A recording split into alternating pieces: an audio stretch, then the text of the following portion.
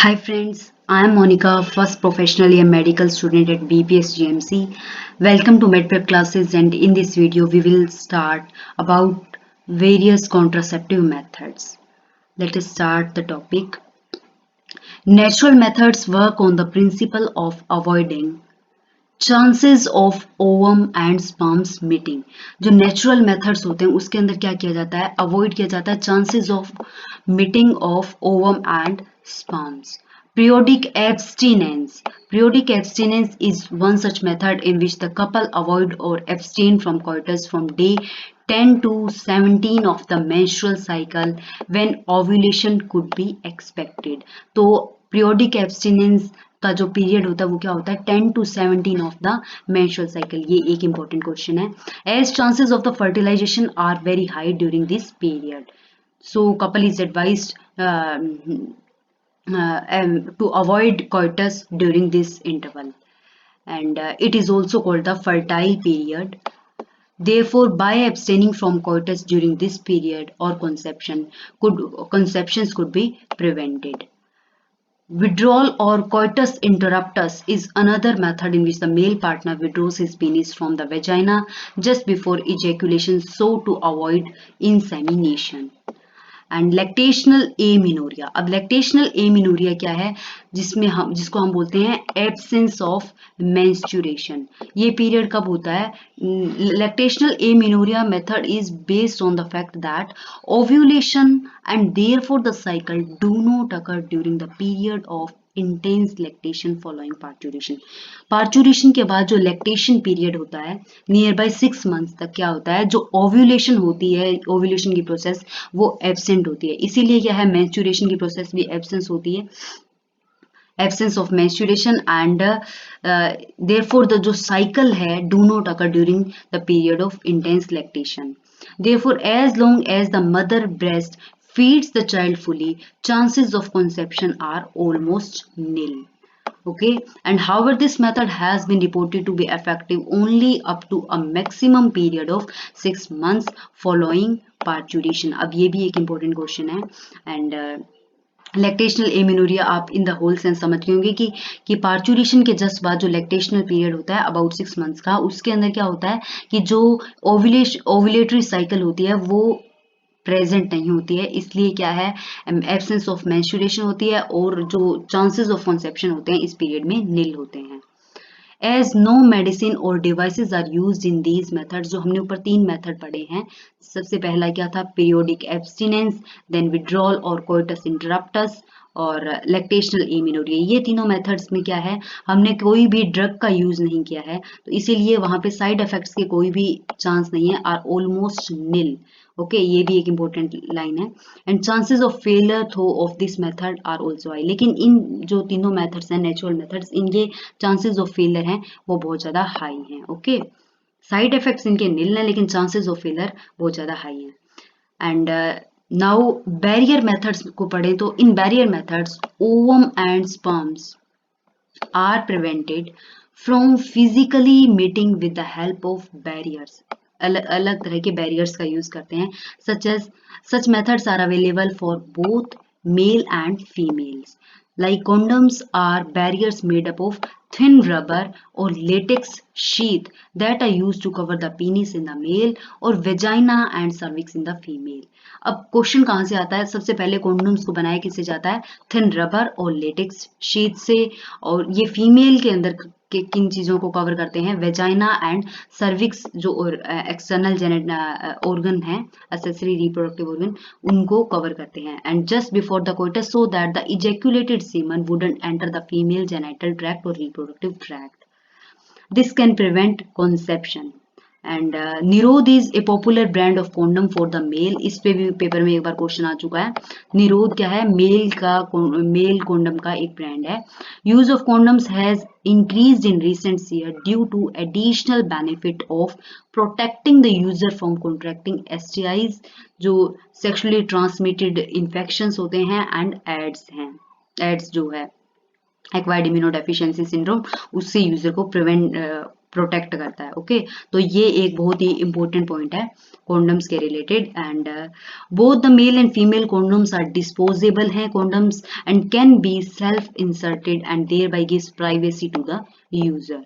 Okay, and तो condom से related सबसे पहला क्वेश्चन आता है किससे बने होते हैं ये, थिन रबर और लेटेक्स शीट से। फीमेल के अंदर मेजरली किसको कवर करते हैं, वेजाइना एंड सर्विक्स बोथ को। निरोध मेल कॉन्डम का ब्रांड है और ये यूजर को जो सेक्सुअली ट्रांसमिटेड डिसीजेज होते हैं और एड्स हैं उन दोनों से प्रिवेंट करता है। और जो मेल और फीमेल कॉन्डम्स है दोनों डिस्पोजेबल हैं और कैन बी सेल्फ इंसर्टेड और give privacy to the user. Okay, and now we will learn about diaphragms, cervical caps and folds. Diaphragms, cervical caps and folds are also barriers made up of rubber that are inserted into the female reproductive tract to cover the cervix during the coitus. तो ये तीनों कौन से reproductive organ को cover करते हैं, ये cervix को कवर करते हैं। They prevent conception by blocking the entry of sperms through the cervix. मतलब वेजाइना तक क्या है स्पर्म्स एंटर करते हैं, वो सर्विक्स के बाद में आगे एंटर नहीं कर सकते यूट्रस के अंदर। ओके, तो ये आगे जो एंट्री है सर्विक्स के थ्रू उसको ब्लॉक करते हैं। एंड ये क्या है, तीनों के तीनों रीयूजेबल हैं। ओके, और ये भी एक बहुत इंपॉर्टेंट लाइन है इससे रिलेटेड। जो कॉन्डम्स होते हैं वो डिस्पोजेबल होते हैं, लेकिन जो ये diaphragm, cervical caps and vaults हैं ये तीनों रीयूजेबल हैं। And various spermicidal creams, jellies and foams are also usually used along with these barriers to increase their contraceptive efficiency. Another effective and popular method is the use of intrauterine devices. These devices are inserted by doctors or expert nurses in the uterus through vagina. Vagina के through इन्हें uterus के अंदर insert किया जाता है, like copper T. ठीक है, copper T भी एक इंट्रायूट्रिन डिवाइस है, ये हमें यहाँ पे डायग्राम भी दिखा रखा है कॉपर टी का। अब क्या है, these intrauterine devices are presently available as non medicated IUDs, जिन्हें बोलते हैं एग्जांपल है लिपीज लूप। ओके, और ये अब आप पढ़ रहे हैं ना, इनको एनसीईआरटी नहीं ने इतना डिस्क्राइबली मेंशन तो नहीं कर रखा, लेकिन इनसे डायरेक्ट क्वेश्चन आता है। लिपीज लूप कैसा एग्जांपल है, नॉन मेडिकेटेड आईयूडी का एग्जांपल है। Okay, and copper releasing IUD के अंदर तो साफ साफ पता चल रहा है कॉपर टी हो गया, कॉपर 7 हो गया एंड मल्टी लोड 375, ये भी एक काइंड ऑफ कॉपर टी है। ठीक है, तो ये तीनों एग्जांपल हो गए कॉपर रिलीजिंग आईयूडी के। एंड हार्मोन रिलीजिंग आईयूडी में आता है प्रोजेस्टासर्ट, जो कि प्रोजेस्टेरोन और एस्ट्रोजन का कॉम्बिनेशन है, और सिंथेटिक प्रोजेस्टेरोन से बनता है LNG-20। ठीक है, तो ये हमारी है हार्मोन रिलीजिंग आयोडीज का एग्जांपल, प्रोजेस्टासर्ट एंड LNG। ये तीनों जो अपन इतनी लाइंस पढ़ी हैं इनमें से बहुत इंपॉर्टेंट क्वेश्चन बनते हैं। Non medicated आयोडीज, Lippes loop, copper T से रिलेटेड जो कॉपर रिलीजिंग आयोडीज हैं, copper T, copper 7, Multiload 375 and hormone releasing IUDs में आ गया प्रोजेस्टासर्ट एंड LNG-20। LNG-20 भी एक हार्मोनल बेस्ड कॉम्पोजिशन होती है, इसमें प्रोजेस्टेरोन वेरी हाई अमाउंट में होता है।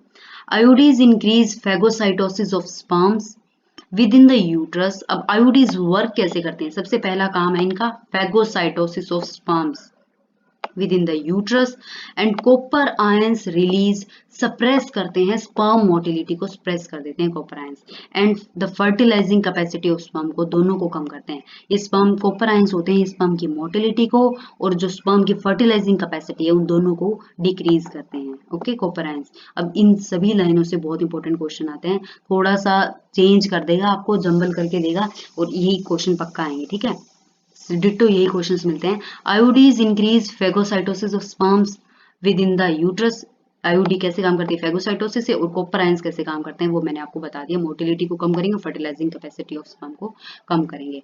और जो हार्मोन रिलीजिंग आयोडीज जो है इन एडिशन वो क्या करती हैं, वो करती हैं यूट्रस को अनसुटेबल बना देती हैं फॉर इम्प्लांटेशन के लिए। ठीक है, hormone releasing IUDs and the cervix को होस्टाइल बना देती हैं टू द स्पर्म्स। जो सर्विक्स है उसके अंदर ऐसी कंडीशंस क्रिएट हो जाते हैं जिससे कि स्पर्म सर्विक्स के अंदर एंट्री करने के बाद क्या है वो डिस्ट्रॉय होने शुरू हो जाते हैं। ओके, तो अब पेपर में क्वेश्चन कंफ्यूजन कहाँ पे क्रिएट होती है, हार्मोन रिलीजिंग आयोडी का काम क्या है, वो यूट्रस को अनसुटेबल बनाती है फॉर इम्प्लांटेशन के लिए। लेकिन हम यहाँ पे कॉपर आयन से कंफ्यूज होने लगते हैं। कॉपर आयन का फंक्शन अलग है और जो हार्मोन रिलीजिंग आईओडी है उनका फंक्शन अलग है। IUDs are ideal contraceptives for the female who want to delay pregnancy or space children. This line is also very important. Okay, and it is one of the widely used or widely accepted methods of contraception in India. Most females को क्या use करती हैं India की ज्यादातर females IUDs का use करती हैं। Oral administration of small doses of either progestogens or progestogen estrogen combination is another contraceptive method used by the females. अब ये भी बहुत इंपॉर्टेंट क्वेश्चन है, किसका यूज करती हैं, या तो वो प्रोजेस्ट्रोजन का यूज करती हैं या प्रोजेस्ट्रोजन एस्ट्रोजन कॉम्बिनेशन का यूज करते हैं। अब क्वेश्चन को टिल्ट अप करने के लिए क्या करेगा, यहाँ पे सीधा एस्ट्रोजन लिख देगा और यहाँ पे ये एग्जांपल आएगा तो वो गलत हो जाएगा। वो सिर्फ या तो सिंगल प्रोजेस्टेरोन होगा या फिर प्रोजेस्टेरोन के साथ एस्ट्रोजन होगा, प्रोजेस्ट्रोजन बन जाएगा। Okay, and they are use in the form of tablets की फॉर्म में यूज करते हैं and hence the popularly called known as pills होते हैं। Pills have to be taken daily for a period of 21 days starting preferably within the first 5 days of the menstrual cycle. अब ये line भी बहुत important है, pills कितने दिन तक लेनी होती है, 21 मेंस्ट्रुअल साइकिल का जो पीरियड होता है उनमें से 21 डेज तक लेनी होती है and starting with in the first 5 days of the menstrual cycle, and after a gap of 7 days during which menstruation occurs, it has to be repeated in the same pattern till the female desires to prevent conception. They inhibit, अब ये pills कैसे काम करती हैं, ये inhibit करती हैं ovulation को, inhibit करती हैं implantation को, inhibit करती हैं, they inhibit ovulation and implantation as well as alter the quality of cervical mucus. Sorry, देखो ये पिल्स कैसे काम करती हैं। ये पिल्स एक तो ओव्यूलेशन को और इम्प्लांटेशन को इनहिबिट करती हैं और साथ साथ क्या है, जो सर्वाइकल म्यूकस के अंदर जो फ्लूइड होता है, सर्विक्स के अंदर सर्वाइकल म्यूकस होता है, वो उसकी क्वालिटी को भी चेंज कर देती हैं टू प्रिवेंट और retard the entry of sperm, क्योंकि जो सर्विक्स के अंदर जो फ्लूइड होता है वो स्पर्म्स की एंट्री के लिए हेल्पफुल होता है। लेकिन इन पिल्स की वजह से क्या होता है, वो फ्लूइड होता है वो थोड़ा सा एक तरह से थिकंड हो जाता है, जिसकी वजह से उसकी एंट्री जो है स्पर्म की वो रिड्यूस हो जाती है। Pills are very effective with lesser side effects and are well accepted by the females.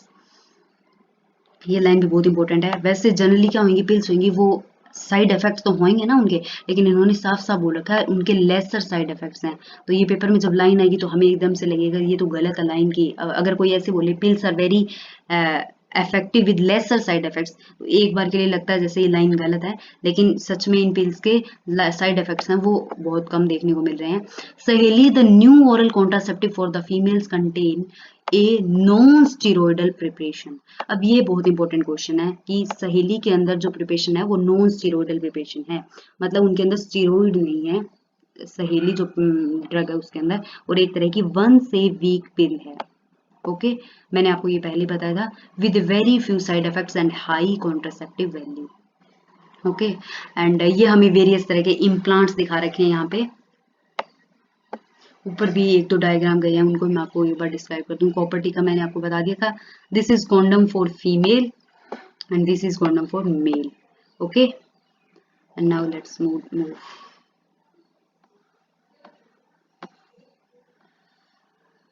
Progestogens alone or in combination with estrogen can also be used by females as injections or implants under the skin. जो ये implants हैं, ये sticks दिख रही है ना, इनके अंदर क्या होता है, इन्हीं हार्मोन की प्रोजेस्टेरोन और एस्ट्रोजन की कॉम्बिनेशन होती है, और ये जब इम्प्लांट कर दिया जाता है अंडर द स्किन तो ये हार्मोन्स वो धीरे धीरे रिलीज होते रहते हैं और ये कॉन्ट्रासेप्शन को अवॉइड करते हैं। Their mode of action is similar to that of the pills and their effective periods are much longer. Okay, and administration of progestogens or progestogen estrogen combinations or IUDs within 72 hours of coitus have been found to be very effective as emergency contraceptives, as they could be used to avoid possible pregnancy due to rape or casual unprotected intercourse. अब देखो, अगर कोई जैसे rape case होता है या किसी के अंदर, तो डॉक्टर सबसे पहले उस फीमेल के अंदर प्रोजेस्ट्रोजन और प्रोजेस्ट्रोजन इस्ट्रोजन कॉम्बिनेशन है वो इंसर्ट करता है, और या आईयूडी इंसर्ट करता है with in 72 hours of the coitus. अब ये भी एक बहुत इंपॉर्टेंट क्वेश्चन है, इन चारों लाइनों से बहुत इंपॉर्टेंट क्वेश्चन बनते हैं। Okay, surgical methods, also called sterilization, are generally advised for the male or female partner as a terminal method। एक तरह का स्टेरिलाइजेशन क्या है, एक तरह का टर्मिनल मेथड है, और सर्जिकल मेथड एक टर्मिनल मेथड है, to prevent any more pregnancies. Surgical intervention block करता है, ये किसको ब्लॉक करता है, गैमीट ट्रांसपोर्ट को ब्लॉक करता है, and thereby prevent conception. अब इनसे रिलेटेड ना एक क्वेश्चन आता है कि वेसेक्टोमी और ट्यूबेक्टोमी क्या गैमीट के फॉर्मेशन पे इफेक्ट डालती हैं, तो इसका आंसर है बिल्कुल गलत, ये ऐसा नहीं होता, ये सिर्फ गैमीट ट्रांसफर को प्रिवेंट करती हैं। अभी भी गैमीट्स का फॉर्मेशन तो हो रहा होता है, लेकिन गैमीट का ट्रांसफर नहीं हो पाता। ये हमें वास्ट डिफरेंस को यहाँ पे दिखा रखा है मेल रिप्रोडक्टिव ऑर्गन के अंदर, यहाँ पे कट कर रखा है और उनको टाइड अप कर रखा है, ठीक है। और ये किसका एग्जांपल हो गया, वेसेक्टोमी का। और जो फेलोपियन ट्यूब्स हैं उनको अब जब टाइट एंड कट कर दिया जाता है फीमेल्स के अंदर, तो इस प्रोसीजर को बोलते हैं ट्यूबेक्टोमी। ओके, ये एक्टोमी जो वर्ड होता है ना, ये किसी सर्जिकल प्रोसेस के लिए यूज किया जाता है। And sterilization procedure in the male is called vasectomy and that in the female is called the tubectomy। ये भी एक क्वेश्चन आता है यहाँ से भी, मेल के अंदर क्या बोलते हैं, फीमेल के अंदर क्या बोलते हैं। मेल के अंदर वासा डिफरेंशिया होती है इसलिए वैसेक्टोमी, और फीमेल के अंदर फैलोपियन ट्यूब्स होती है इसलिए इसे ट्यूबेक्टोमी बोलते हैं। In vasectomy small part of the vas deferens is removed or tied up through small incision. कहाँ पे दिया जाता है, इंसिशन दिया जाता है, जो कट लगाया जाता है वो ऑन द स्क्रोटल सैक पे और स्क्रोटम पे लगाया जाता है। वेयर एज इन ट्यूबेक्टोमी के अंदर small part of fallopian tube is removed or tied up through small incision in the abdomen or through vagina. Okay, and these techniques are very effective but their reversibility इनकी क्या है, very poor reversibility है, इसीलिए इन्हें terminal methods बोला जाता है। And यहाँ पे it needs to be emphasized that the selection of a suitable contraceptive method and its use should always be undertaken in consultation with a qualified medical professional. One must also remember that contraceptives are not regular requirements for the maintenance of the reproductive health इन हाँ, ये line है ना जो अभी अपन ने just अभी पढ़ी है, ये भी बहुत इंपॉर्टेंट है कि जो रिप्रोडक्टिव हेल्थ को मेंटेन करने के लिए कभी भी कॉन्ट्रासेप्टिव्स नहीं लिए जाते हैं, ये सिर्फ कॉन्ट्रासेप्शन को प्रिवेंट करने के लिए यूज किए जाते हैं। ओके, रिप्रोडक्टिव हेल्थ के लिए नहीं होते हैं कॉन्ट्रासेप्टिव, जो कॉन्ट्रासेप्टिव्स जो हम ड्रग्स लेते हैं वो। Okay, this is quite important line. In fact, they are practiced against a natural reproductive event that is conception or pregnancy. One is forced to use these methods either to prevent pregnancy or to delay or space pregnancy due to personal reasons. No doubt the widespread use of these methods have a significant role in checking uncontrolled growth of population. However, their possible ill effects like अब इनके ill effects क्या हैं, nausea, एक vomiting like feeling होती है, okay, and abdominal pain, breakthrough bleeding होना, internal bleeding हो गई, इरेगुलर मेंस्ट्रुअल ब्लीडिंग और even breast cancer can occur. Tho not very significant, इतने सिग्निफिकेंट नहीं है लेकिन फिर भी इनके साइड इफेक्ट्स होते हैं, इनको भी टोटली इग्नोर नहीं किया जाना चाहिए। ओके, एंड ये अब एनसीईआरटी ने नया कंटेंट इसके अंदर ऐड किया है, तो उसको भी हम पढ़ते हैं एक बार अच्छे से। The medical termination of pregnancy amendment act था, वो कब लॉन्च हुआ था, वो 2017 में लॉन्च हुआ है। ये अमेंडमेंट का बोल रखा है इन्होंने, वो enacted by the government of India with the intention of reducing the incidence of illegal abortion and consequent maternal mortality and morbidity. Okay, and according to this act, a pregnancy may be terminated on certain considered grounds within the first 12 weeks of the pregnancy on the opinion of one registered medical practitioner. Okay, with in 12 weeks के अंदर एक registered practitioner की permission से ही हम किसी जो foetus को है वो टर्मिनेट कर सकते हैं। ओके, क्योंकि 12 वीक्स के बाद मींस फर्स्ट ट्राइमेस्टर के बाद में क्या है, ये बहुत ज्यादा रिस्की हो सकता है both for the mother and child. If the pregnancy has lasted more than 12 weeks but fewer than 24 weeks, two medical register two registered medical practitioners must be of the opinion.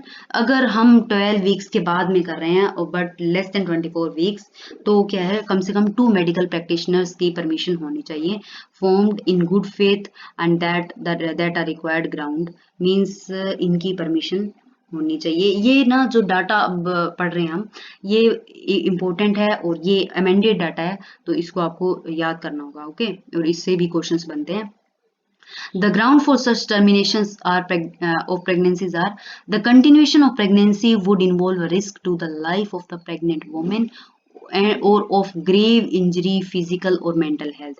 अब foetus को तो हम terminate कर ही रहे हैं, तो हमें main mother की हेल्थ पे फोकस करना है कि उसकी लाइफ को, मदर की लाइफ को कोई रिस्क तो नहीं है या कोई फिजिकल और मेंटल हेल्थ पे कोई अफेक्ट ना पड़ रहा हो, इसको ध्यान में रखना है। ओके, एंड एक there is a substantial risk that of the child were born, it would suffer from such physical or mental abnormalities as to be seriously handicapped। और या फिर ऐसे केस में टर्मिनेशन किया जा सकता है जिस केस में हम डायग्नोज कर लें कि जो चाइल्ड है या फिटस है वो सीवर मेंटल प्रॉब्लम्स या फिर सीवर जेनेटिक डिसऑर्डर से सफर कर रहा है, तो उस केस में टर्मिनेशन किया जा सकता है। ओके,